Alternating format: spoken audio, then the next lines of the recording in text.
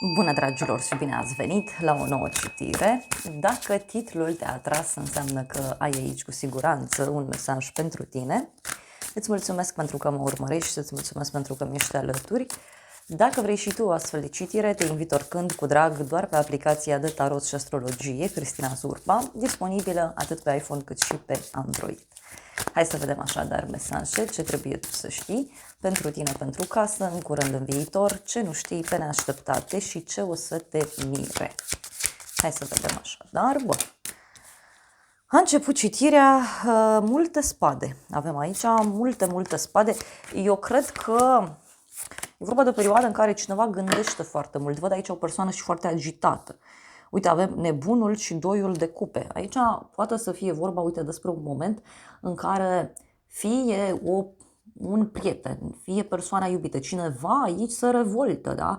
Poate pentru unii, bineînțeles, să fie vorba și despre o persoană nouă care apare în viața ta, dar și despre o nouă etapă în relația de cuplu.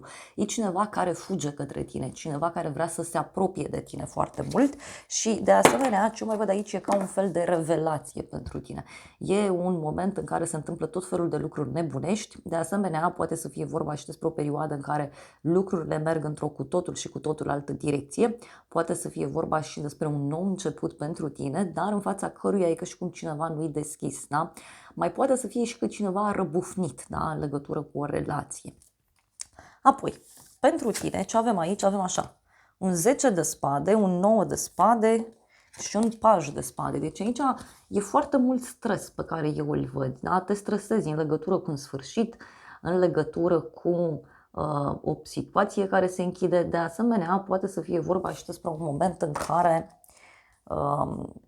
tu aici e ca și cum îți e teamă sau te gândești cum ar fi dacă s-ar închide, cum ar fi dacă ceva ar eșua. Apoi avem pajul de spade pentru tine, deci are legătură aici, uite, cu o persoană care este foarte curioasă, e o persoană care vrea să știe de toate, este o persoană care își dorește foarte mult să acționeze. Poate, uite, știu eu, faptul că te preocupi, da, de starea acestei persoane, poate asta ar putea să te ajute, însă tot cu pajul ăsta de spade, ce văd eu aici, poate să fie și cineva care e foarte curios în legătură cu tine, în legătură cu situația ta, dar e clar aici că e ca și cum îți este foarte mare teamă în legătură cu un sfârșit. Hai să vedem pentru tine.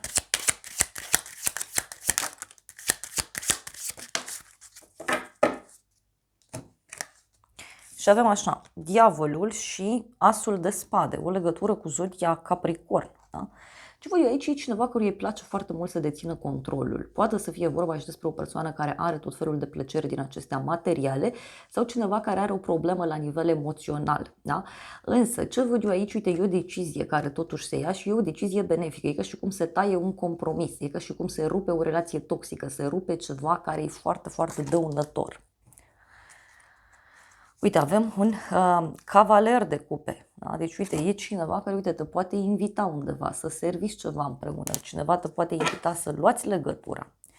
Apoi avem optul de spade pentru tine, pentru casa ta. Văd aici oarecare obsesie, că și cum te gândești în tot felul de moduri. Unii poate simțiți ca un blocaj din punct de vedere personal. Tot optul ăsta de spade poate să reprezinte și cineva care e foarte obsedat, da? Sau poate să reprezinte și faptul că ai de rezolvat ceva important pentru casa ta privind actele. Hai să vedem pentru casa ta.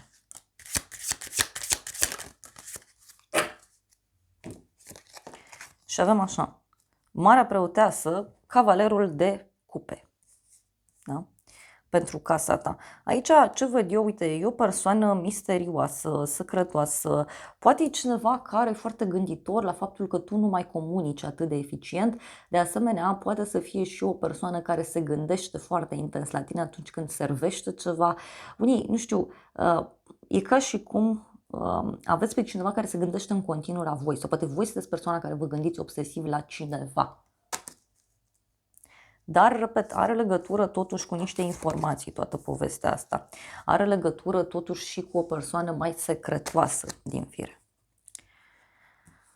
În curând, ce văd eu aici? În curând avem un 7 de spade, o persoană care trădează, da? O persoană care nu mai vrea ceva anume. Tot 7 de spade poate să reprezinte și o persoană care vrea să dea un pas în spate sau o persoană care trădează sau care se simte trădată. Aici eu văd clar și niște minciuni care sunt foarte, foarte clare.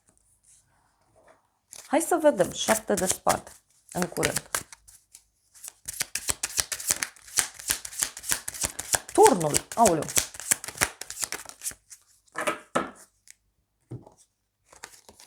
Turnul și 6 de spade. Ei, aici în curând poate să fie și o dezamăgire de la drum. Sau o persoană care, știu eu, are o problemă cu un drum, da? Cu ideea de drum, cu ideea de comunicare, mai poate să fie. Mai vreau un mesaj pe neașteptate. Roata destinului, ok, o schimbare de destin, o schimbare de direcție, da? Un eveniment care se petrece și care mișcă lucrurile într-o anumită direcție.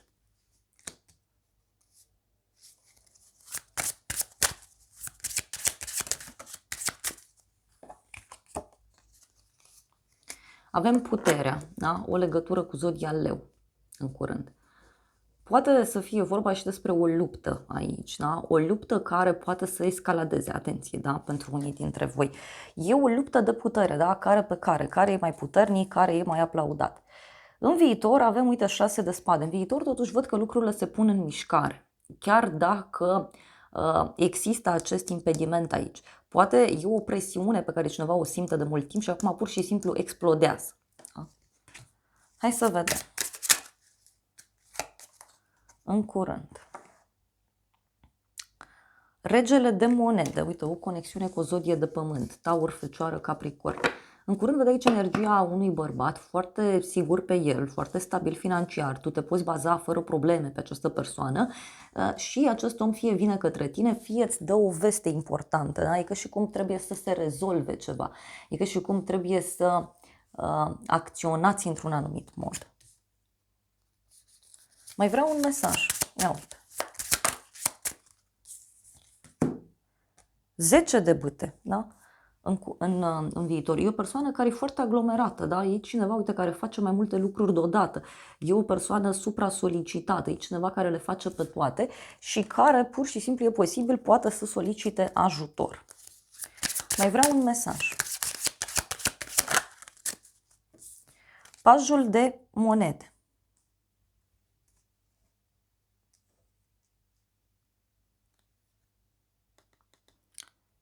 Uite, poate e ceva legat și de o persoană mai tânără sau pentru unii poate e ceva legat și de un examen.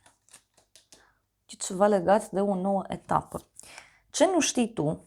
Pajul de monede. Nu, asul de monede, asul de pentacole. Cer scuze. Ce nu știi tu?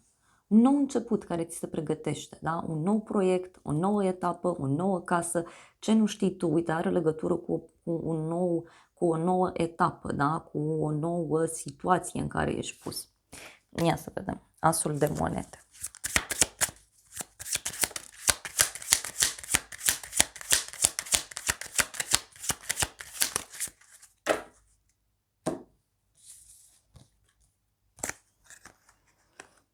Judecata și temperanța.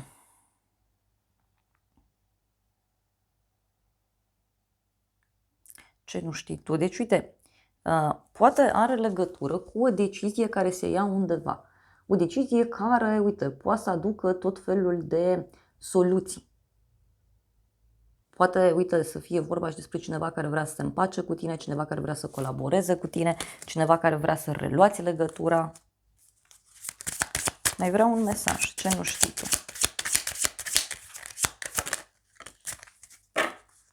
Și avem așa. 6 de cupe, 3 de monede.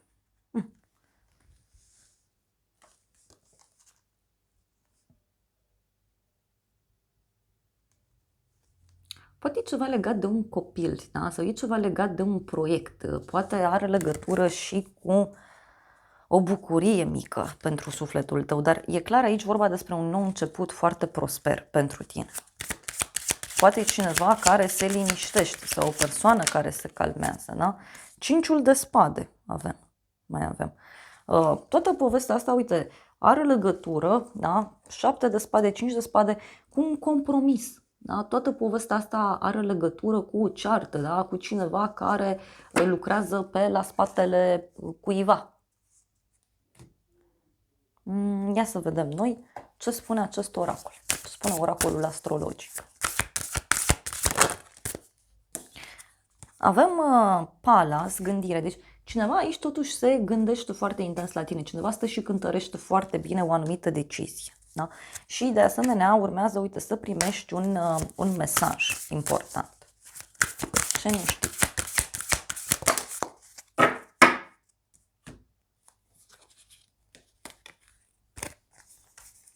Avem casa a 5-a, pasiune și bani, resurse. Ei, poate, uite, ți se propune un proiect, da? Sau ți se propune ceva legat de sfera financiară. Ți se propune ceva aici legat de un nou început, o nouă situație, o nouă casă, ceva nou.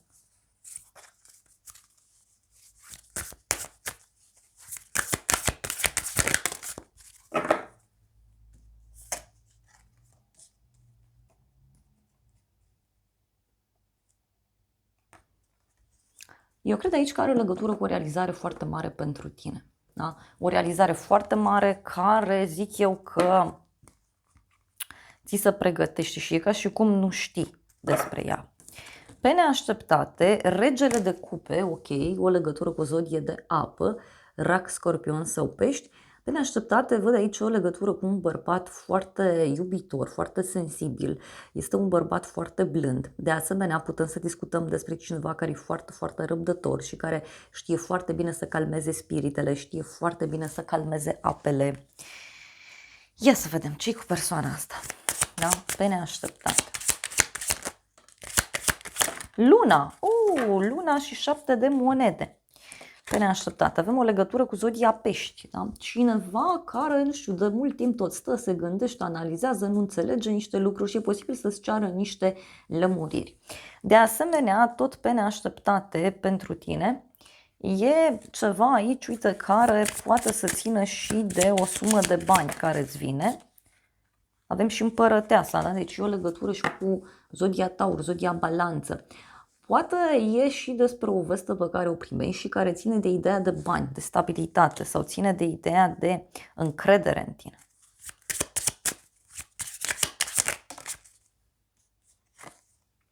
Patru de spade. O persoană aici care stă și analizează. Cineva care stă și se uită în mai multe direcții.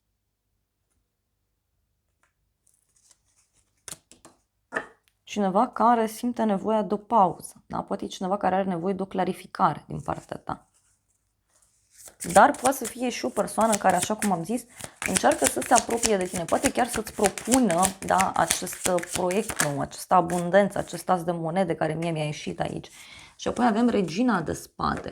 O legătură și cu o zodie de aer, gemeni, balanță, vărsător. Deci are o legătură, uite, și cu o persoană foarte dură, da? Poate să fie vorba despre o persoană care e greu de convins sau care, știu eu, e mai dificilă din fire.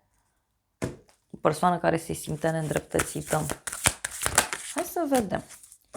Pe neașteptate, soarele și avem puterea. Da? Poate e cineva care consideră că trebuie să fie mai mult apreciat sau pentru unii, pe neașteptate, poate să fie vorba despre o persoană din trecut.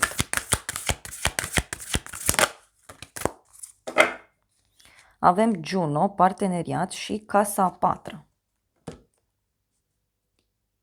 O veste, uite, pe care o primești.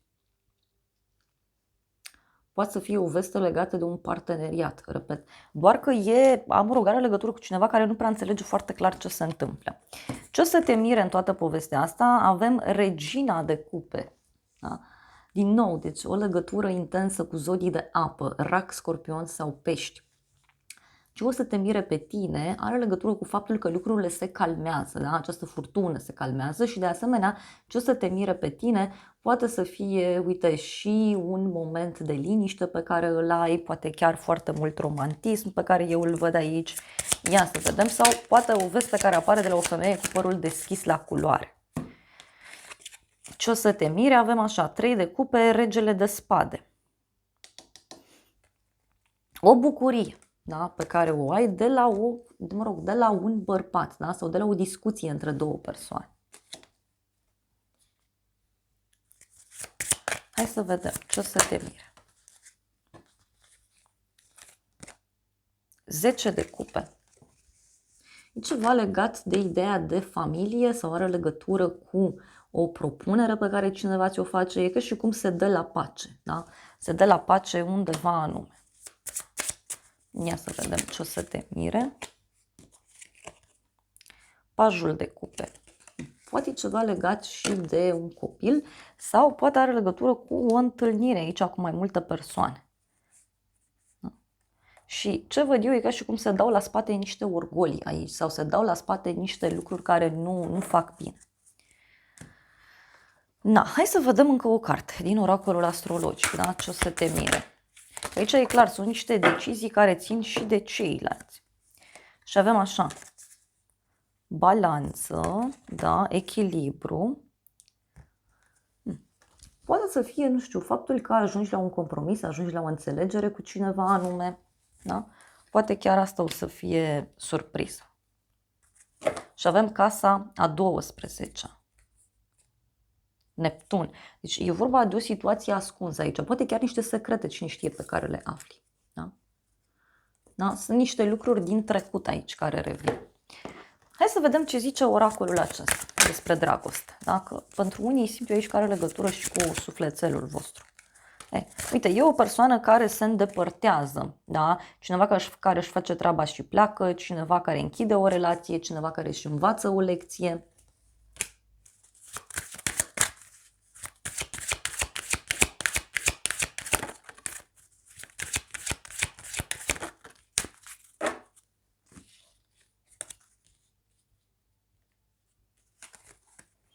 Și avem planuri de viitor. A face planuri împreună și avem cineva care nu e disponibil. Cineva care se întâlnește cu alte persoane. Aici poate surpriză, știu, are legătură cu cineva care se uită și prin alte direcții sau cineva care are și alte opțiuni.